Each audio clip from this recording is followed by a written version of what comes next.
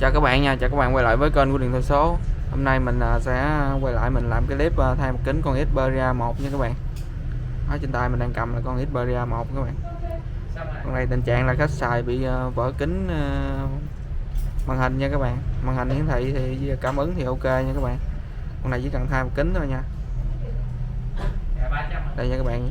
Con này vỡ kính cũng khá là nhiều nha các bạn. Đây dập nát hết luôn à.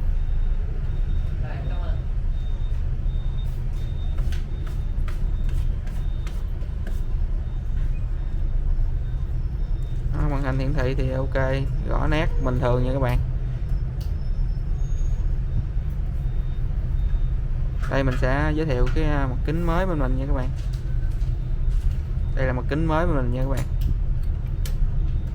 Mặt kính zin nha các bạn. Ok, bây giờ mình sẽ tiến hành mình thay mặt kính con này nha các bạn. Thì con này mình sẽ không tháo máy, mình cắt nguyên cây để mình ép kính để giữ được cái độ zin của máy luôn nha các bạn. Ok, bây giờ mình sẽ tiến hành mình để lên cái bàn cắt mình cắt nha các bạn. Bây giờ mình sẽ tiến hành cắt kính nha các bạn.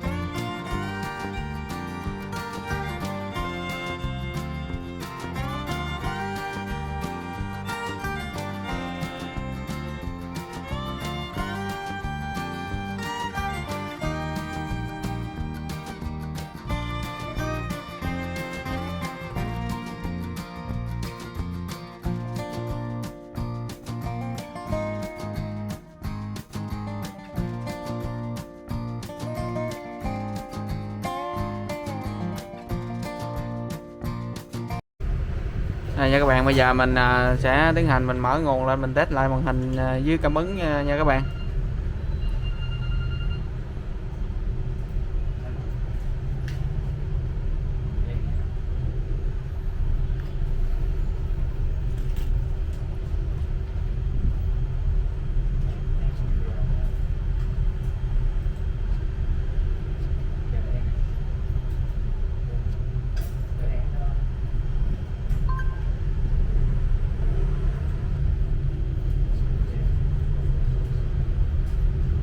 Các bạn, màn hình hiển thị với lại cảm ứng còn ok nha các bạn.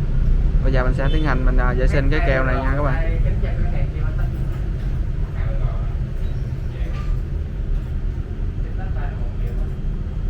Rồi bây giờ mình sẽ tiến hành vệ sinh luôn nha các bạn.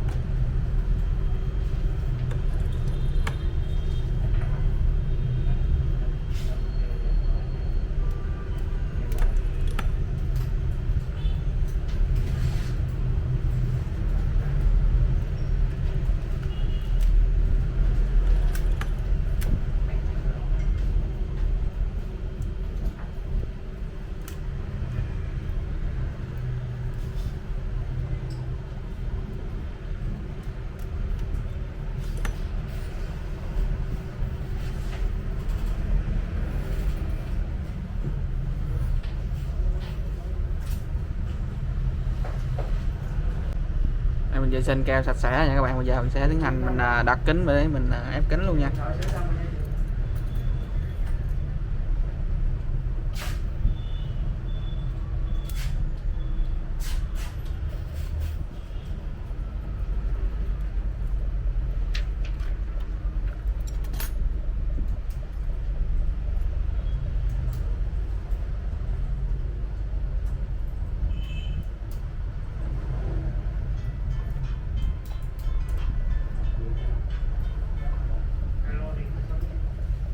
Rồi mình sẽ bỏ vô máy ép mình ép nha các bạn.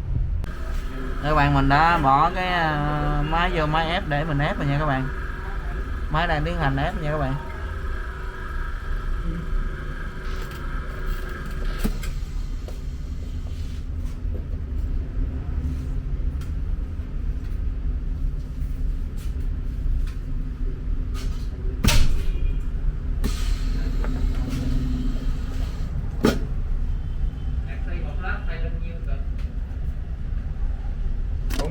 Gửi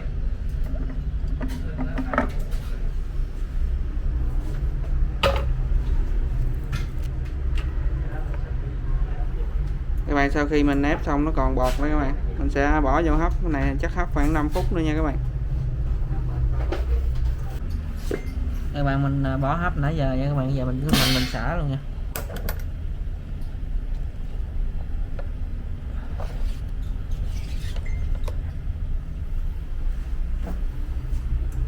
Đây nha các bạn, bọt hết luôn nha các bạn.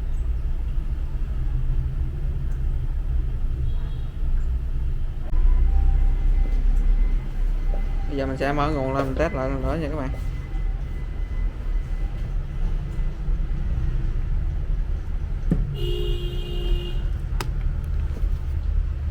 Để mình lau sạch sẽ cho các bạn dễ nhìn thấy nha.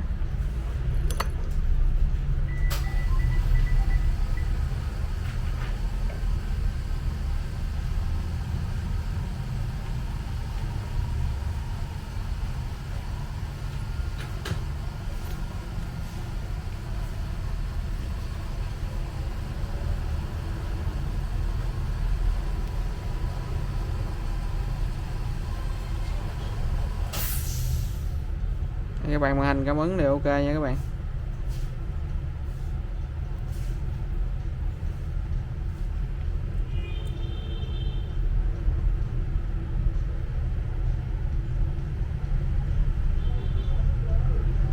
Vừa rồi mình đã giới thiệu đến các bạn cái quá trình thay một kính con Sony Xperia 1 bên mình nha các bạn.